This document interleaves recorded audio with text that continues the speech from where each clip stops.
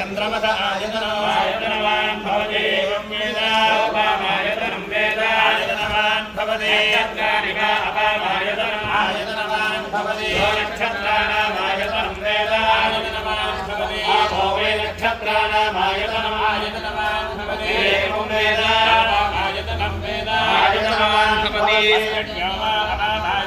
आयतनवान् भवति पर्जन्यस्यायतनं वेद आयतनवान् भवति आपो वै आयतनवान् भवति एवं वेद आयतनवान् भवति संवत्सरो वा अपामायतनवान् भवति संवत्सरस्यायतनं वेद आयतनवान् भवति आपो वै संवत्सरस्यायतनवान् भवति एवं वेद प्रतिष्ठितां वेद सत्येव तिष्ठति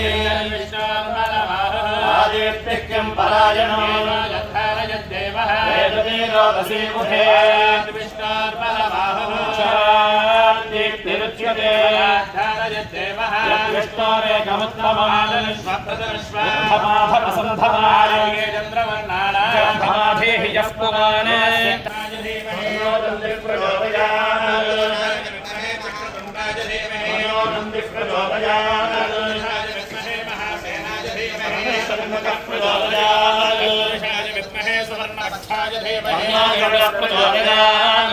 मनाज विद्महे हिरण्यगर्भाय धीमहि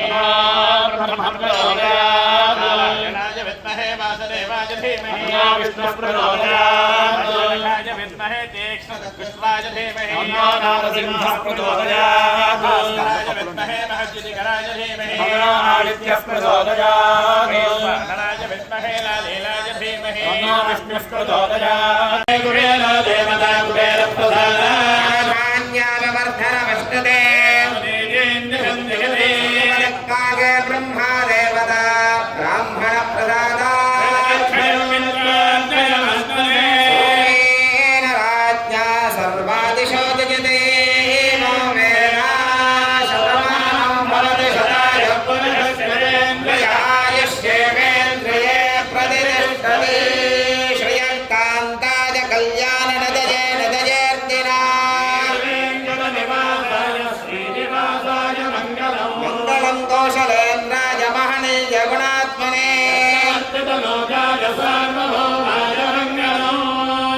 चिरंजीव चिरंजीव सुखी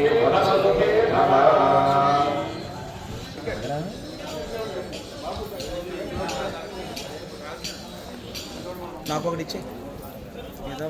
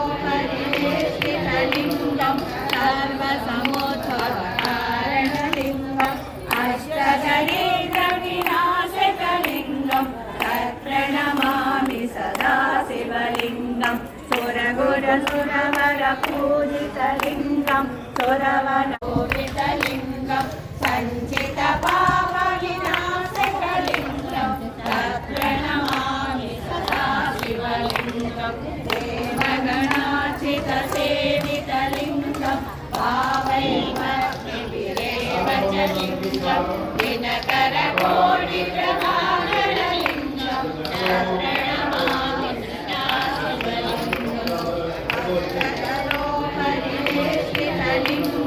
सर्वसमुद्भवकारणलिङ्गम् अष्टदरिद्रविनाशकलिङ्गं तत्प्रणमामि सदा शिवलिङ्गं सुरगुरसुरवरपूजितलिङ्गं सुरवनपुष्पसदाचितलिङ्गं परमपदं परमात्मकलिङ्गं तत्प्रणमामि सदा शिवलिङ्गं लिङ्गाष्टकमिदं पुण्यं यः शिवसन्निधौ शिवलोकमाप्नोति शिवेन सह मोदते।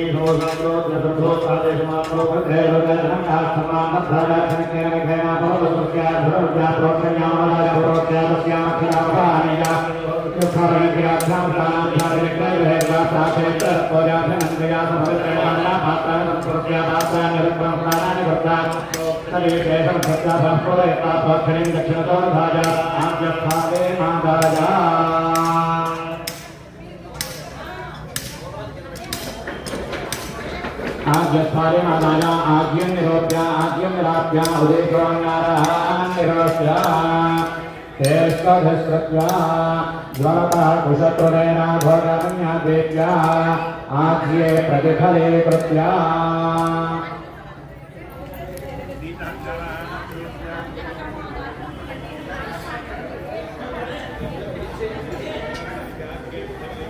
आज्ञे प्रतिफले कृत्या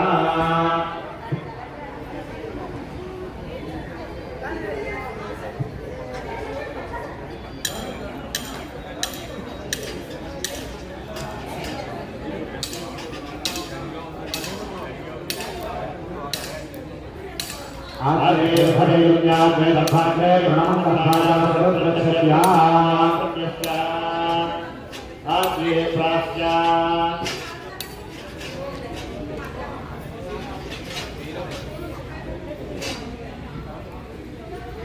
आज्ञे प्रास्या शरणातः प्रपरयज्ञकर्ता तदत्रास्या नाम प्रत्योज्या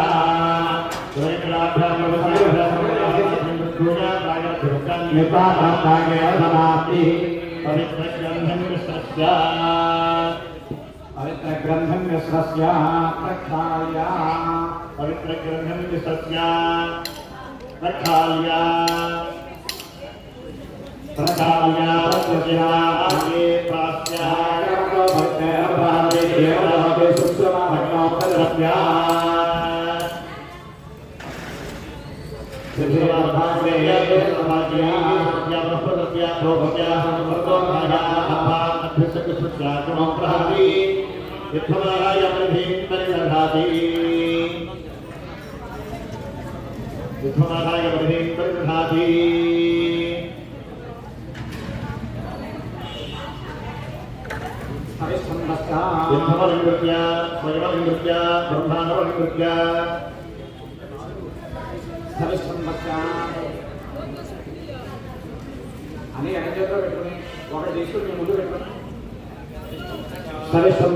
दक्षिण भौलियागम वंदे भव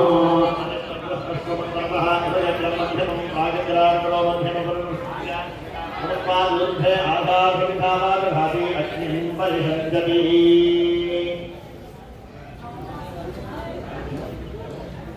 अग्निं परिषज्जति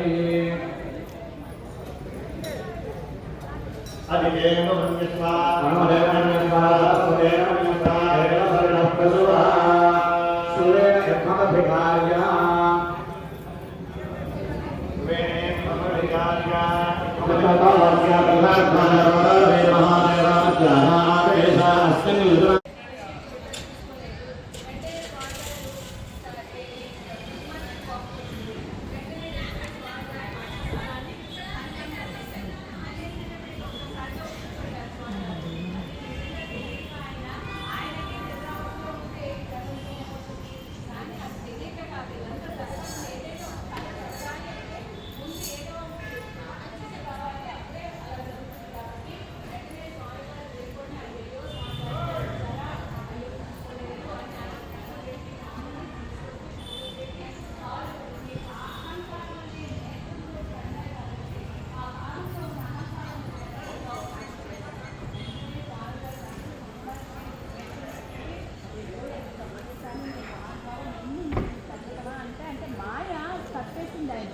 అప్పుడు వెంటనే క్షమించమని అడిగితే పర్వాలేదని చెప్పేసి ఇదంతా లక్ష్మీదేవి చూస్తుంది.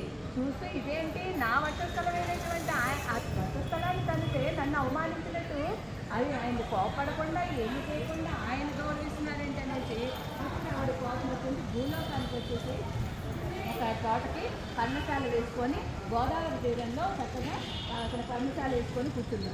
ఆవిడ ఎప్పుడైతే కిందకి వచ్చేసారో ఆ పల్కాపురం అనే చోటలో ఆ పర్ణశాల వేసుకొని కూర్చొని అక్కడ ధ్యానంలో నిలబడినారు. అయితే స్వామివారు